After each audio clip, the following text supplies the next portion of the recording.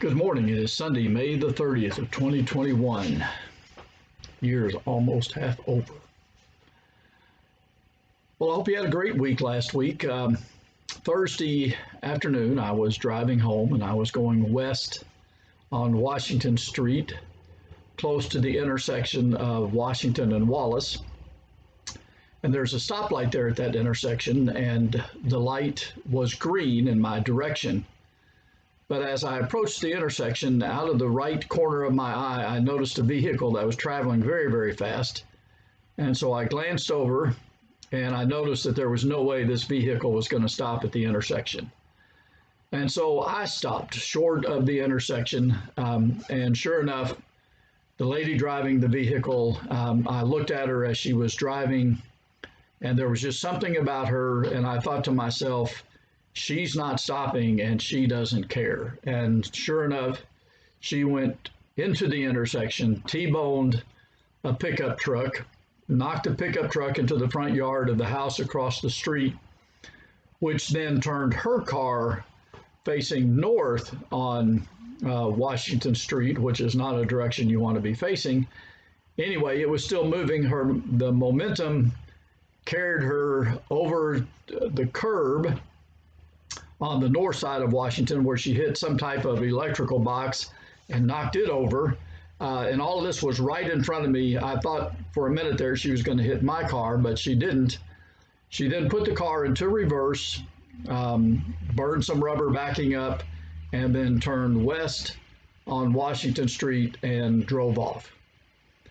And when I saw all this happening, I took out my phone and I turned on the camera to record her license plate. But when she turned the car west on Washington, there was no license plate. So all I could get was a description of the vehicle.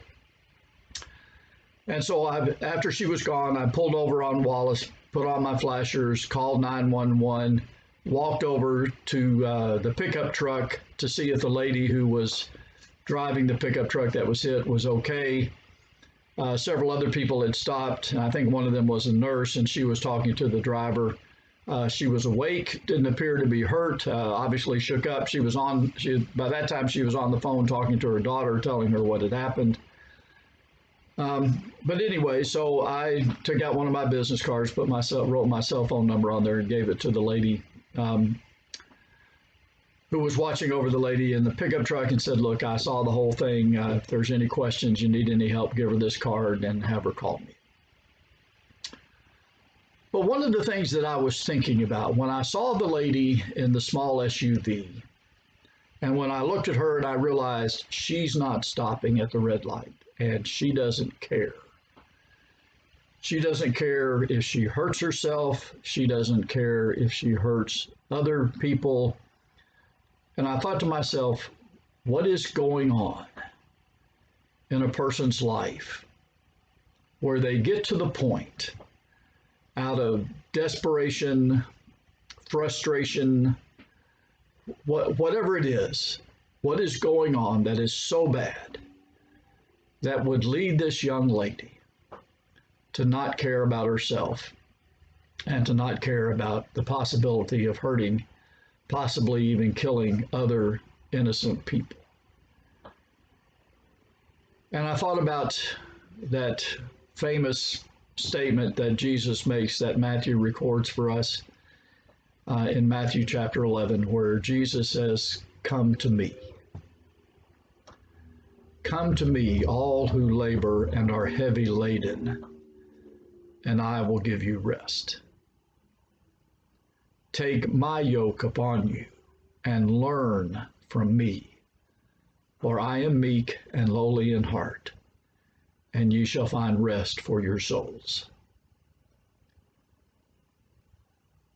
And for a moment, I wished I could have caught up with this lady and taken her somewhere, Starbucks, McDonald's, somewhere, and just sat down over a cup of coffee or a Dr. Pepper or something and said to her, "Okay, what's going on?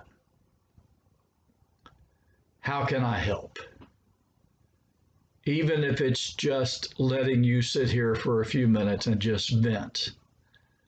about the frustrations in your life, about the circumstances in your life that have got you down to the point where you're willing to possibly hurt yourself and hurt other people. What is going on? How can I help? There's no doubt this world is hurting. There's no doubt there are people among our congregation who are hurting emotionally, who are frustrated, who are facing some dire circumstances. And again, there's people in this town who are facing some tough circumstances, physically, emotionally, financially, and they need help. And we, as God's children, are the salt and light. We're the ones who can help, not because we're better than anybody else, but because we've come to know Jesus.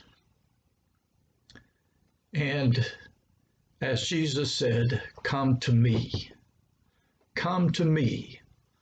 all of those who are weary and heavy laden, and I will give you rest. It's been a horrific year and a half. We've experienced something that none of us have ever gone through before. Financial turmoil, emotional turmoil, physical turmoil. We just don't know what to do. We just don't know where to turn, but we have the answer. And that answer is Jesus. So let's find those who are hurting, and it's not difficult to find people who are hurting. And let's ask them how we can help. And let's sit and talk to them. Let's hold their hand. Let's pray for them. Let's introduce them to Jesus, because he's the one who can help. Well, I pray you'll have a great week.